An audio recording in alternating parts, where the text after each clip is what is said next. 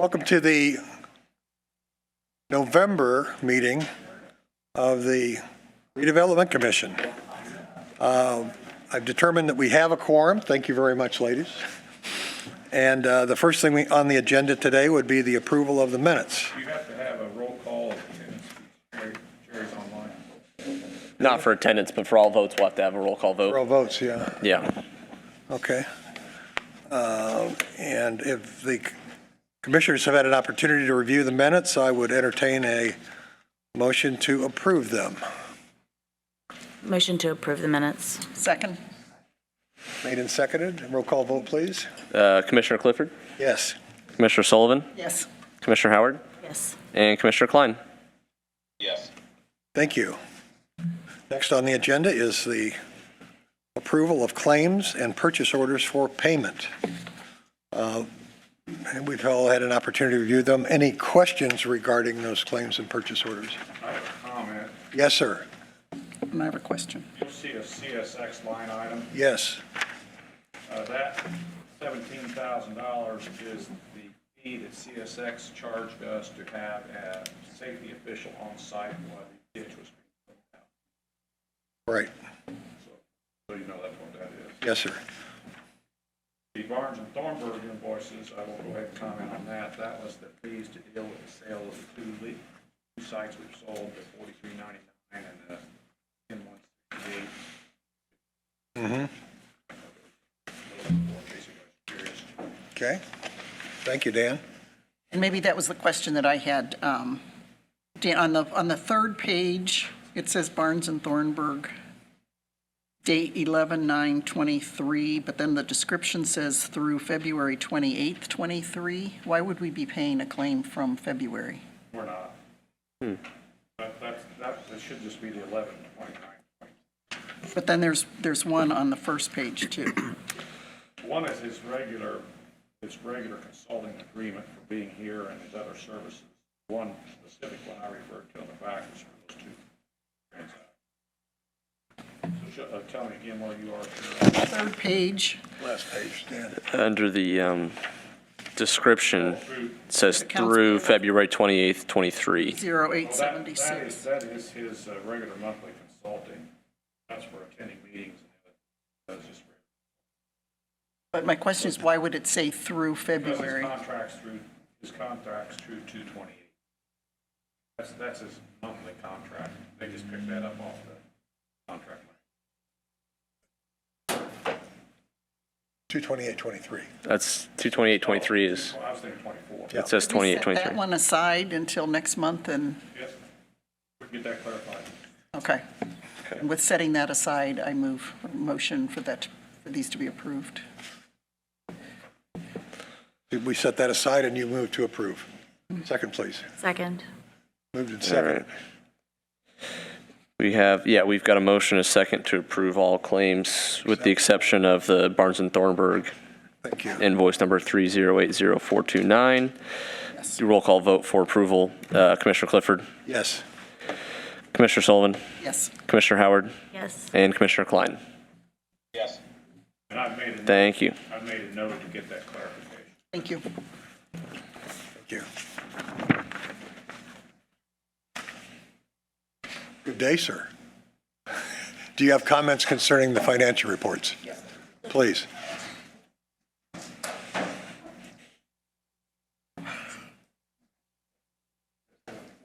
Oh, you've got them. Oh, I've got them. Yes. I was told that you wouldn't. I didn't expect it. That's great. Yeah, that is great. Thank you very much. Thank you. Good evening, members. I just wanted to point out that we did receive revenue in the month of October.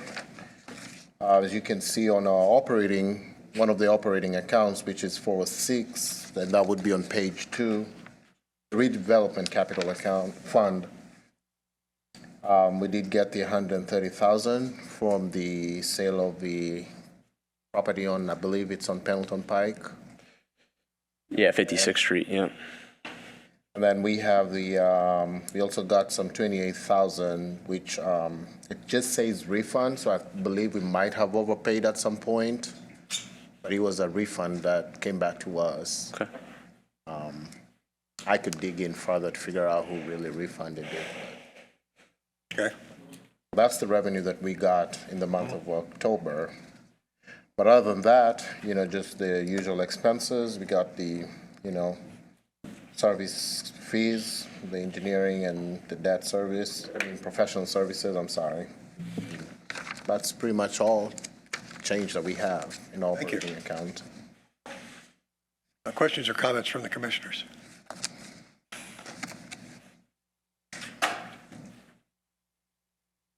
Hearing none. Thank you very much. You're welcome.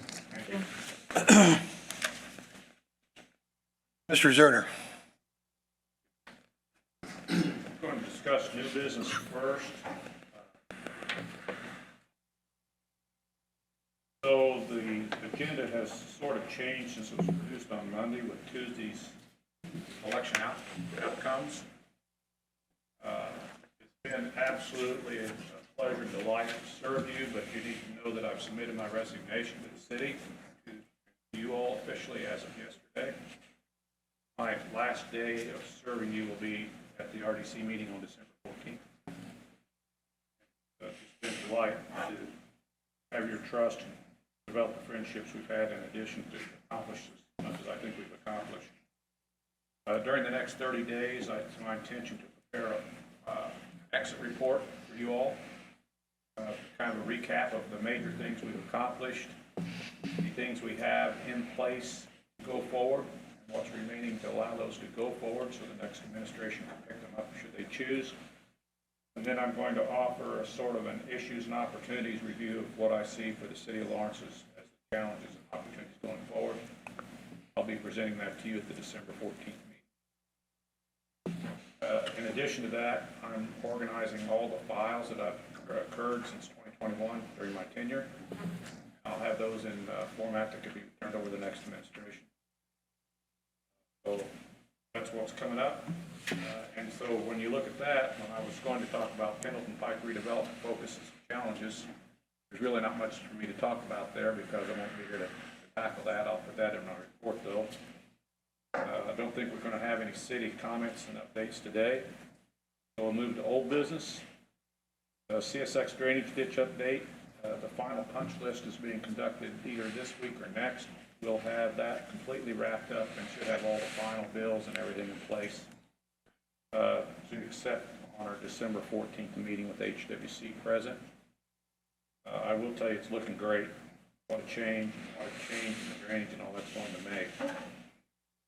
Trades district is obviously with the political changes right now completely on hold, depending on what the administration wants to do this comes in.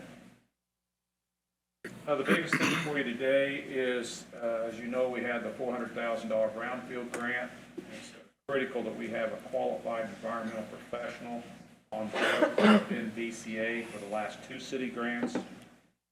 They've done an outstanding job. We did submit for proposals. We received 5 proposals.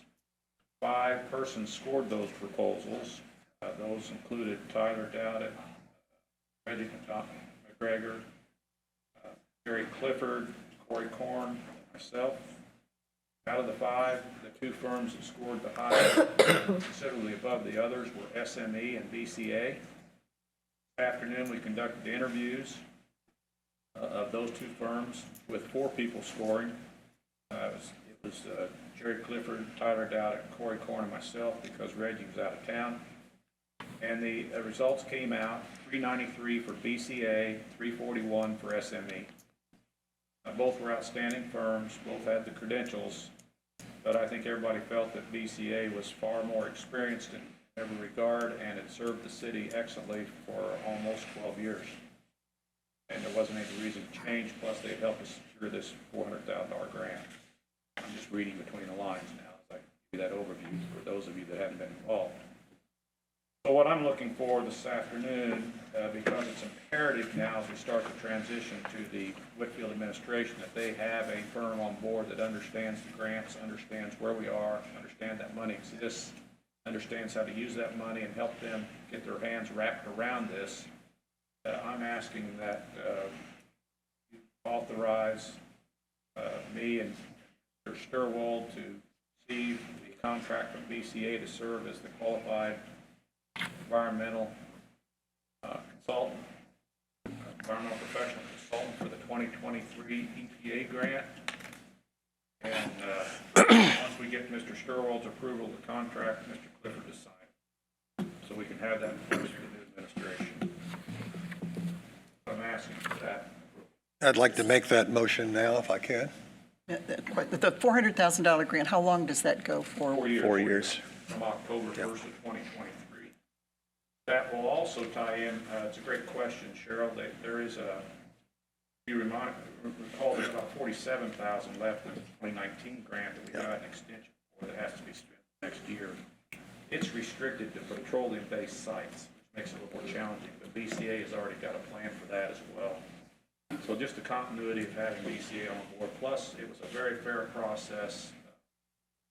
Proposals 4 of the 5 were great. So I think we upped the game by going through this process when BCA came out on top.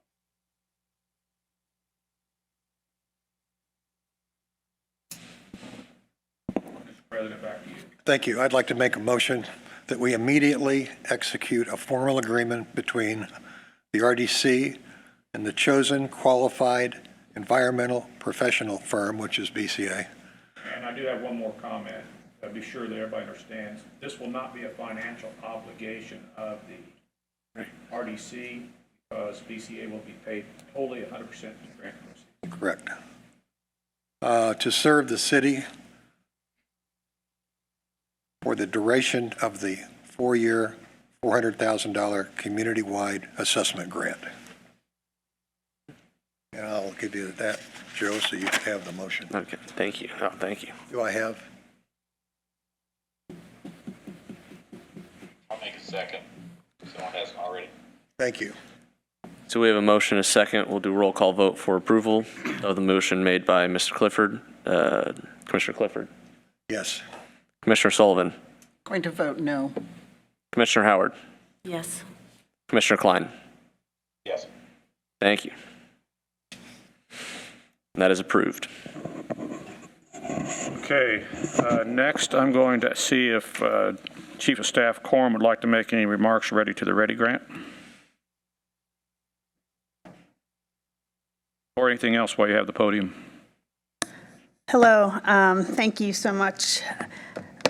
The Ready Committee continues to meet. They have a Q5 meeting on December 5th. At this time, since we have not done any transition with the incoming mayor and team, and we don't know their position, we are going to take a step back because we believe that it is up to them to lead, since it was the trades district that was, that we are considering and adding to that. So I think it's important that, we commit to things that are going to be ongoing and keeping us moving forward, and we need to know their position on that. So we have gotten a first email, and so we'll be setting up some meetings, and depending on how those transition meetings go, we'll determine how we move forward. Anything else for the group? Winterfest starts on the 25th. Thank you. Do we have any idea whether we're going to have any attendance at 6:30 this evening?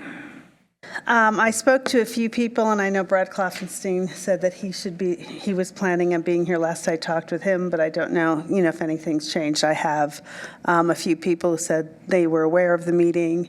Daniel put it out again, so I'm hoping we see a few people, but I have not heard definitives from anyone. Thank you. The Harrison Ford expansion update went before the council last Monday night. They tabled it, sent it to committee. I did see it was been added to the Economic Development Committee agenda for next week.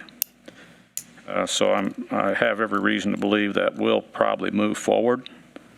But they are hoping to get their bonding in place by the end of the year. And then that leaves us to the EV charging grant study. You have received the final presentation, the final report. After the presentation today, we're hoping you give us the confidence to approve the final report, and then tonight it'll be presented, or at least there'll be an open house to discuss that with the public.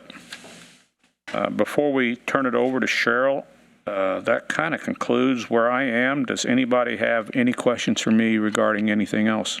Just one, Dan.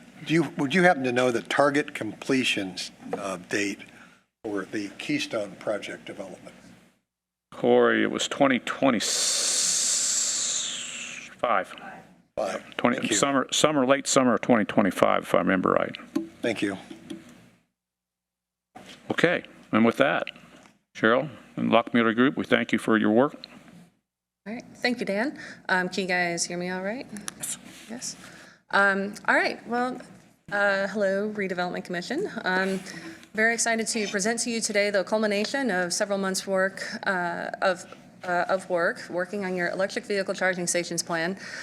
This has absolutely been our pleasure to work on. A lot of fun getting to know your city and being able to help, bring this new technology and get your plan and how to implement this and help guide you in the years to come here. So the plan team was made up of both our steering committee, of which you see multiple names there of, I'm sure, are recognizable. So thank you to Dan and Jerry and Cheryl. Your input was invaluable. The project team with Lockmuller Group, we were the prime on this. We also had Compass Outreach Solutions as our engagement. Drive Clean Indiana, they're a not-for-profit experts in the clean technology, and also EnviroCharge. So why EV? Why now?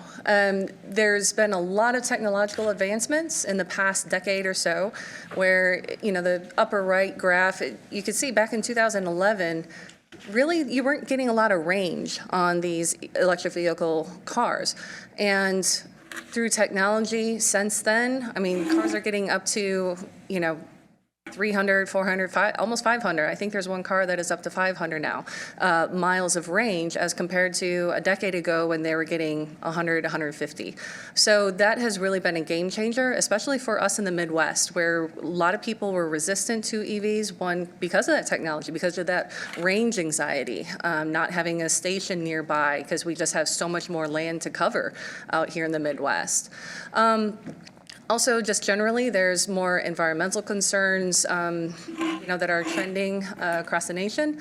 Federal policy has really helped boost the EV era here. And really just the technology being not just cars now, but really being applied to bus fleets, school bus fleets, and other types of vehicles as well. Vehicle ownership has also increased substantially. The graph on the right is really from 2016. There was really about 526,000 in the U.S., and now there's 2.6 million. So it's really growing exponentially, and so it's really, how is the city of Lawrence going to prepare to make sure that these people have alternatives and to charge their cars, beyond their house. So also the federal efforts, there is the NEVI program, the National Electric Vehicle Infrastructure Program. This is federally funded but it's also, they have a lot of toolkits, US DOT, US Department of Energy as well. They're putting a lot of toolkits out, really trying to provide those alternative fuel technology cars so we can become less reliant on oil and gas. And so with that, with the NEVI money out there, go ahead.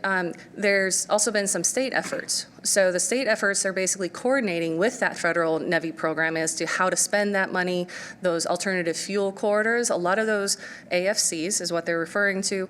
They really follow a lot of the interstates, but each state has been working with the federal government to identify what those corridors are, because NEVI locations, these federally funded or able to be funded, must be within every 50 miles along these corridors and no more than 1 mile off the corridor. So really trying to expand that network of charging stations, these DC fast charging stations, these level 3, I'll talk about that in a second. And it really, so people can really, I lost my train there. But there's also have the House Enrolled Act 1221 that was really helping, instead of just a fixed rate cost, you can change it to variable rates. So, that's just one example of, legislation trying to catch up with where the technology is even now.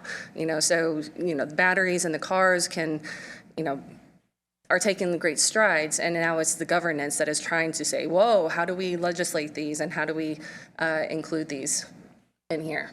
So the EV basics out here, really we have to design for several vehicles. It's not, right now it might be more cars, small trucks, SUVs, but in the future it will include semi-trucks, buses, et cetera. And so we really have to think about how our charging stations are not just for the small vehicles that can fit in a regular parking spot. You have to also think about pull-through, trucks with trailers.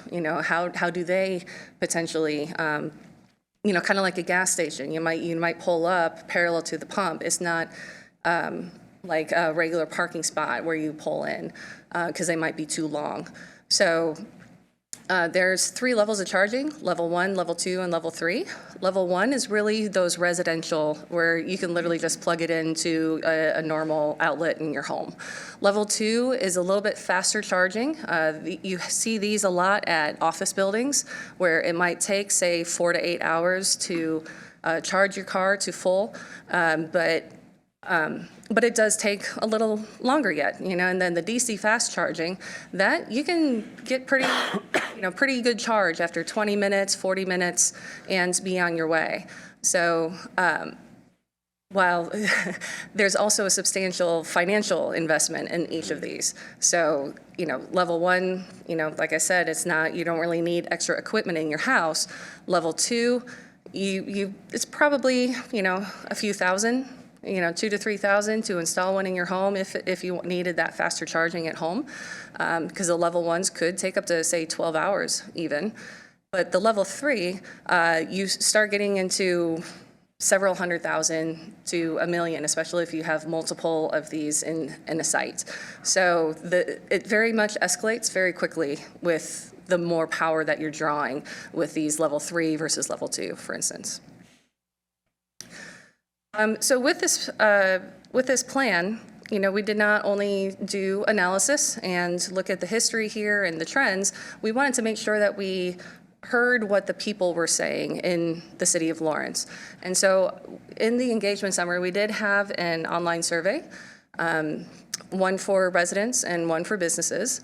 The residential ones were quite helpful in we heard from all sorts, those that were very much against EVs in generally, and some that were very excited to hear that this might be more opportunity for the city to invest in the city. One-page flyers, we distributed these at the Fourth Fest parade, as well as the farmer market, and that was really promoting that online survey at the time. And we also did stakeholder interviews. We reached out to probably about 75 entities, I think, maybe, and most did not show up, but the ones that did show up were very invaluable, especially the library. They were very helpful.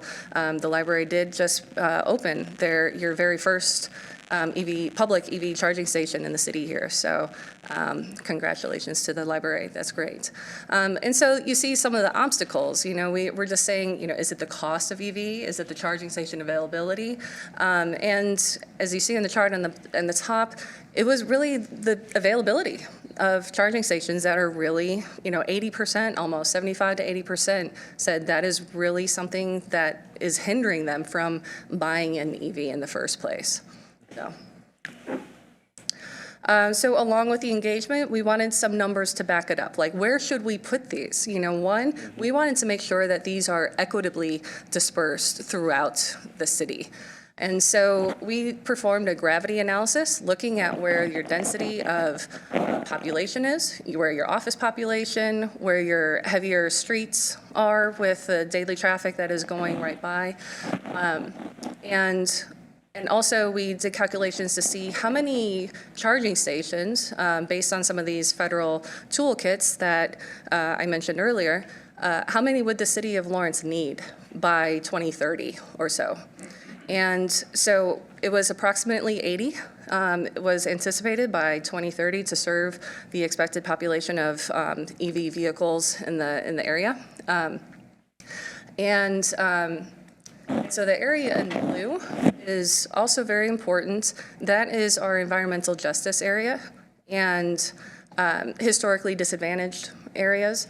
And that is important because if you go after federal money right now, like CFI grants and other available federal money, they do have to have, say about 40%, 40% in these EJ areas, these environmental justice areas, when you're, just once again, so it's not all going, they wanted to make sure that it's equitably dispersed throughout the community.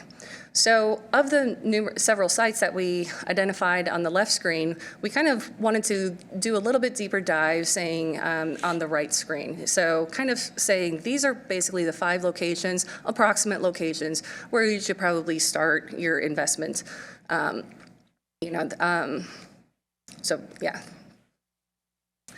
So after the quantitative analysis, identifying these sites, we needed to refine that location, because that's really just based on some GIS data and everything. So we needed to refine it to see what the proximity to power supply. Is there, other generators like parks or retail or employment nearby where people would actually use these? Thinking about access from the interstates, other collectors and arterials in the area, the proximity to those disadvantaged communities, as well as multimodal access and connectivity, because, what are they going to do while their car is charging? They're going to visit retail. They're potentially going to stay overnight in a hotel. They might, take a bus or a trail that is, 200 feet from your electric vehicle charging station and go on a bike ride for a little bit. So we tried to refine those locations based on some factors that are not necessarily numbers based, looking at household population, for instance. And so 2 that we looked at in particular, one is at the Lawrence Community Park by the soccer fields.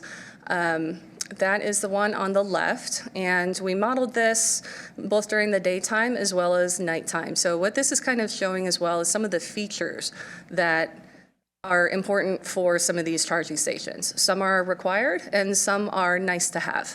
So some of the required elements, for instance, you really want these to be secure, safe and secure, so lighting. You need these to be lit. Accessibility, making sure that you are meeting ADA accessibility. So somebody is able to pull up there and easily use these just like anybody else can. For instance, the nice to haves, it's nice to have the big awning and protect yourself, while somebody is charging from the elements, So do you need the big overhang? It's a nice to have, Another nice to have, for instance, could be public Wi-Fi, so somebody can use the public Wi-Fi while they're, but it's not essential, Another essential thing might be consideration of like a police call box, maybe, or some other signage at least telling who to call in an emergency. So the one on the left was at the park, and the one on the right is actually right in your parking lot, right over here at the government center. So these are just a couple of examples of what these could look like in your community. So it's not all about the technology and what they look like right there, but also how do you govern those, you know, in the city here? How are they permitted? Do you have the right zoning for these? In the zoning ordinance, the things that you need to pay attention to are the parking standards.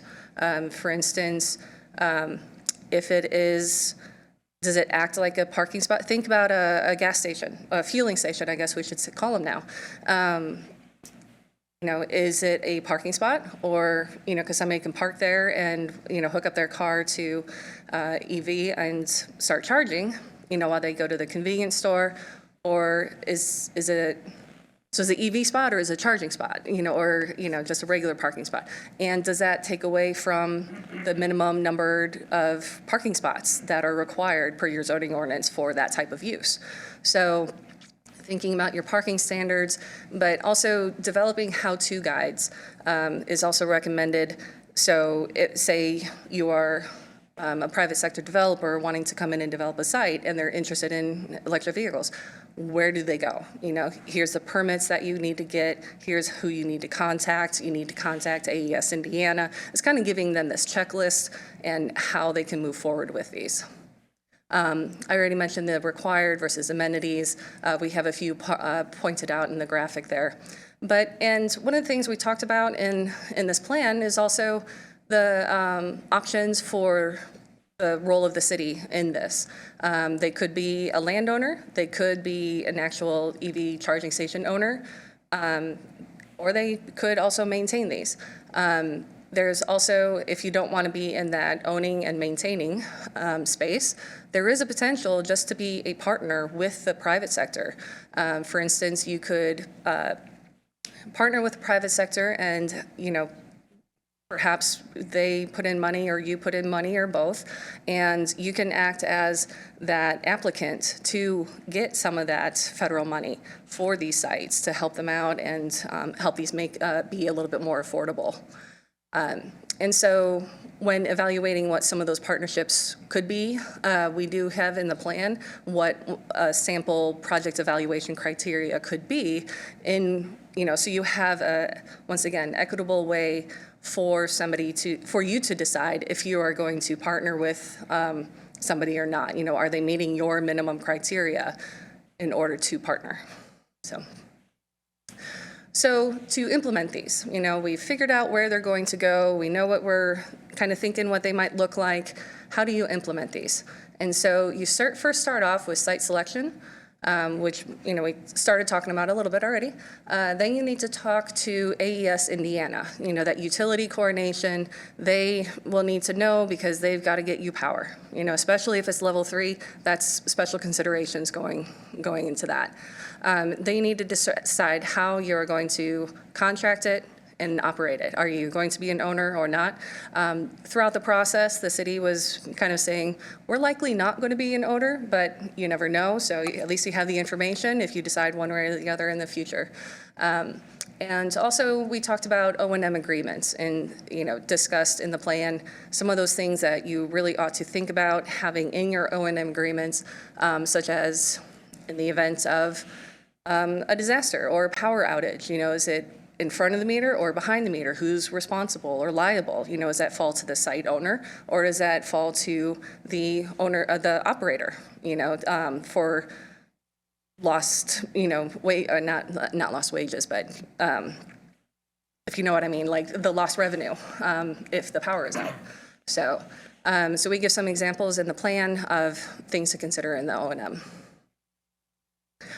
Then we looked at the capital costs, you know, so this is all great, but what's it going to cost us, right? And so EV service equipment, there is an economy of scale to these. And so the more that you have at a site, cheaper it's probably going to be. You know, like if you're only going to have 2 to 3 at one site, you're putting in a lot of infrastructure into the grounds, getting a lot of power to them. And, you know, but maybe you could expand that to 6 at one site instead of 3, you know, charging stations. And so there would be a cost savings in that. And so the site preparation, we talk about future proofing as well. So even if you can only afford, say, 3 or 4 right now, if you have the thought that you're going to double that, make it 8 in the future, put in some of the infrastructure now, like conduit and cable or whatnot, and let's just bring the, EVC, the charging stations later and hook them up later. But at least you've laid the groundwork for, the ultimate, and make that investment once. The other part I wanted to mention in the future proofing here is these are really going to be a lot more cost effective when when it's thought of at the start. So, as a redevelopment commission, I'm sure you talk to a lot of developers, and getting this idea, they can easily implement these into their plans as compared to retrofits later. The retrofits are always going to cost more. So, other considerations in your capital costs are those electrical service provider costs from AES Indiana, and also some of your soft costs that that are just not equipment there. And we have some example questions, that really affect the cost. Is it level 1, level 2, or the DC fast charging? Is it networked or non-networked? That basically means, is it networked and can accept payment for use of that station, or is it non-networked? Non-networked is more of, say, a bus fleet or your police cars, that is not open to the rest of the public for use. How many chargers per pedestal? There's options for 1 per pedestal or 2 fueling positions basically per charging pedestal, so that would have an effect. And then, as I mentioned, is it how many chargers per site? 3, 4, 8, those are all going into those decisions. So in your O&M, we talk about agreements in there. The cost of electricity will be considered in your O&M. You'll need some risk and liability insurance, the cost of ongoing maintenance, and also contingency planning. As I mentioned, the potential for power outages. Do you have a backup plan? Like maybe it won't be online for a few days, and one of our partners on the project, EnviroCharge, that's an example of one of their EV power pods that, for instance, power outage, you still need to get your cars powered, and so they can keep going down the road. They can bring the power to you. These are mobile. So the return on investment strategies. So if you're relying on revenue from electricity costs only, so far people are not really seeing a return on investment just on that. So you need to think about other strategies. So these would be included with new or redeveloped sites. Likely I already mentioned that. Subscriptions and memberships. So these could be subscriptions that people can pay, say, to AES Indiana. I know there's some other power companies, I think on the East Coast, I think it was North Carolina, where they just pay the power company and they can get free use across the city, or within their jurisdiction, basically. And so it's just like a monthly fee. They know what they're, up against, and, if you use it or lose it, I guess. There's other opportunities with these charging stations for ad revenue and partnerships for advertising on these electric vehicle, or even for the city to advertise, say, your Fourth Fest or other, the Winter Fest that you mentioned. There's also EV charging as a service, and really what the main return on investment strategy is the economic development around it. So far right now, it's putting these at a hotel, for instance. Well, guess what? If you have an EV, you're probably going to go use that hotel versus a hotel down the street that doesn't have one. Or, or you might attract more people from the highway needing to refuel. And what are they going to do for a while? Well, they might go get their nails done or go get a haircut or, something that might take a good, 40 minutes to an hour as compared to, the quick turnaround, convenience store type model. So definitely some interesting land uses for that 20 minutes to an hour that somebody might need to stay there. So next slide. So funding sources and incentives. The bipartisan infrastructure law does have some grant money in there. For instance, the CFI grant. There's the NEVI program that I mentioned earlier that is more for those alternate fuel corridors. The carbon reduction program. So all of these are outlined in the plan, but they're not all federally funded. There is, for instance, even the AES Indiana EVCS rebate. And so if you're installing some of these, AES will, I think it was about $500 or so, will, don't quote me on it, quote the report, it's in there. But they do have a rebate program for some of these, so. And with that, that's really all I had for you today. I hope you get a chance to read the plan. I think it's chock full of some good information for you all to help guide your future investment in EV. And once again, thank you for the opportunity to prepare this plan. It was a real joy to work on. It was very interesting, and I'll accept any questions you have. So I might point out, I sent it all to each of you. Here's a copy if anybody wants to see it. What Cheryl just did was go through a bulleted summary of the actual plan. There's 68 pages in the plan. And almost every point she had up there had a page, detail. So for anybody out here that may not know, I just want to make it clear that she was just providing a summary of the plan. So what questions do we have from the group? Thank you so much for your excellent work and that of your entire team. This was really a tremendous, I think, asset for the city of Lawrence.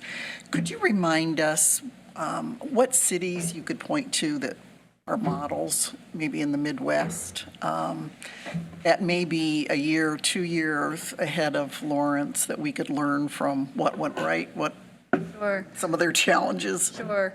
One in particular that we had a conversation with was the city of Fort Wayne. They had received some Volkswagen settlement money, and they had installed probably about 20 to 30 stations in a year.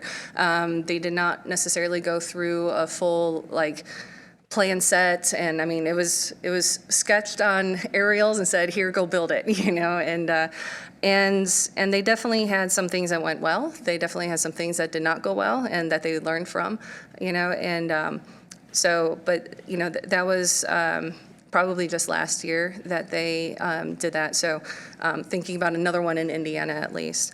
May I interrupt? Did the city own all of those? I mean, that seems like so many. Did the city own it, or did they just manage or have oversight? Owned? Yeah, I think they may have owned it, or there was a minimum agreement of 5 years, and after the 5 years, then the landowner can kind of decide whether they wanted to move, if it just goes defunct, or if they want to continue using these and everything. So I think it was an investment that the city had made, and I think that they owned it as well. Okay. I believe. Thank you. Anyone else? Can I ask one more question then? You mentioned HEA 1221 by the legislature. Do you have any idea what they're planning for next year? Do you have a sense, or is Lockmiller involved at all in I don't. Do you? what the next steps might be? Wanna And come up? Are we talking about the NEVI plan, the NEVI program? I So- can tell you that what they have put out, I'm sorry, sorry. come up? Yeah. This is I'm Stacy pretty loud, Milheiser. so usually this is, most people don't want me on a microphone, so. I will tell you that the NEVI program is actually based over a 5-year plan total.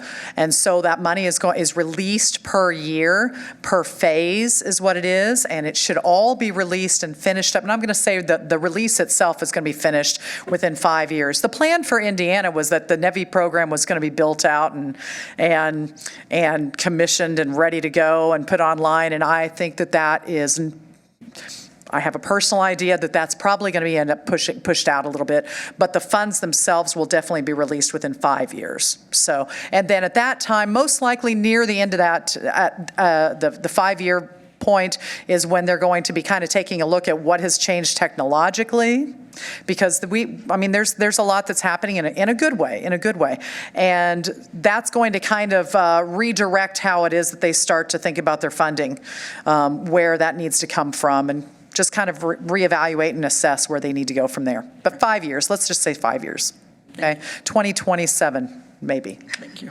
Maybe. Thanks. Anything else? So if there is no other discussion, I would appreciate a motion to approve the 2023 EV charging plan as produced for the City of Lawrence Redevelopment Commission by the Lockmuir Group. So moved. Can I say something, or do you have to be an official opinion? Because here's the thing, the only thing that I have against EVs, the only thing I have against EVs is that, where's the electricity coming from? It's coming from a coal-powered plant or a diesel generator. And so the net, pollution is more than powering a vehicle directly using a gasoline internal combustion engine. Okay, so, I'm aware of the fact, we got to reduce, fossil fuel usage and all that stuff, but I don't know if you guys are aware of a technology called LENR. It's called low energy nuclear reactors. And what it is, basically, it's solid state cold fusion. And it's a reactor the size of a milk crate. And you can power your house and your car with a teaspoon of water per month. And you don't need to have lithium batteries either. You don't have to, because that's another story altogether. That's ecologically disastrous too, mining for lithium. But yeah, it's, people laugh when I present this, LENR, but it is an actual technology that exists. So I think that, while we're doing this program or whatever, we should also push for this decentralized power production so we don't have to be reliant on the grid either. And I think the powers that be, they want everything to be centralized. They want the monopoly on producing the electricity, but this LENR is going to be very revolutionary. I mean, all aspects of our lives in the next 20 years is going to become more decentralized, right? And the money, the finance system, and I think the power generation also. So let's kind of bear that in mind also, the bigger picture and farther on down the road. That's all I got to say. That's what kind of popped in my head, sorry.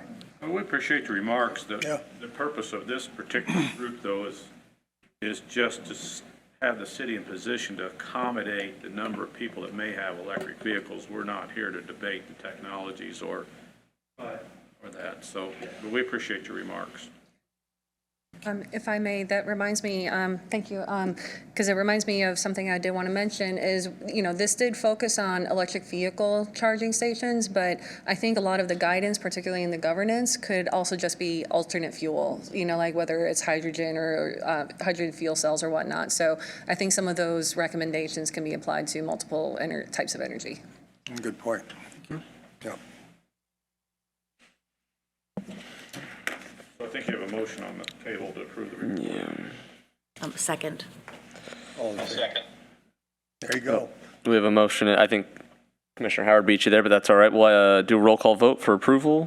Commissioner Clifford, Yes. Commissioner Sullivan, Commissioner Howard, Yes. and Commissioner Klein. Yes. All right. That's approved. So with that, Mr. President, my remarks are concluded, other than to remind everybody the open house at 6:30 that will follow this for any public people that show up. Anything else from the other commissioners? No? Yeah. Then I would entertain a motion to adjourn. Motion to adjourn. Second. All in favor? Commissioner Clifford, Yes. Commissioner Sullivan, Commissioner Howard, Yes. and Commissioner Klein. Yes. We're adjourned. Thank you. Thank you.